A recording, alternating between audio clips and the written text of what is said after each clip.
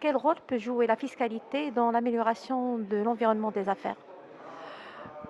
Je pense qu'aujourd'hui, l'amélioration, du climat des affaires est quelque chose qui s'impose, de façon, vraiment, cruciale et importante, et ça va être, le seul moyen, qui va, induire des échanges, de la confiance et de la crédibilité entre les opérateurs économiques.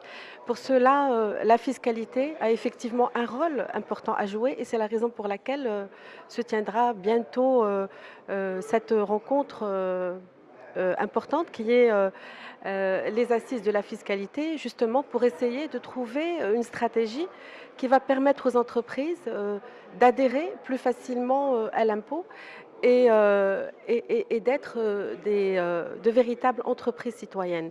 Alors pour cela, plusieurs mesures peuvent être envisagées. Il y a des mesures d'ordre qualitatif et aussi d'ordre quantitatif. Donc d'ordre qualitatif, il faudrait qu'aujourd'hui l'administration fiscale s'inscrive dans une démarche, plus d'accompagnement, dans une démarche pédagogique, dans une démarche qui permettrait aux entreprises, d'assimiler progressivement toutes les nouveautés qui existent, et cette vague, déferlante de digitalisation qui arrive et qui va, les rendre beaucoup plus transparentes. Quelles sont les pistes, à améliorer pour, justement, désamorcer la pression fiscale sur les contribuables? Un meilleur recouvrement déjà, au niveau de l'administration fiscale qui se base sur, des critères, pédagogiques qualitatifs.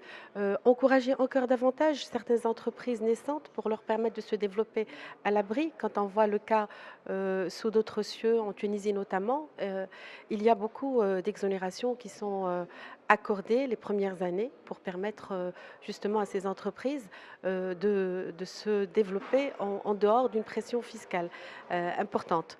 On peut aussi, il y a lieu aussi d'envisager, certaines pistes. On en a parlé tout à l'heure, notamment au niveau de certaines taxes qui sont considérées comme non véritablement liées, à la productivité, de l'entreprise, à sa rentabilité, comme la taxe professionnelle.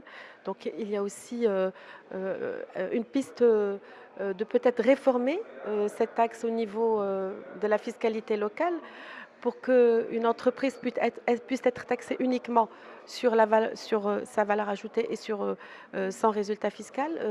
Aussi la cotisation minimale qui est aujourd'hui, une imposition qui est basée sur le chiffre d'affaires et non pas sur le résultat d'une entreprise qui avait été instituée au départ pour une période progressive, transitoire, mais qui dure, depuis les années 80.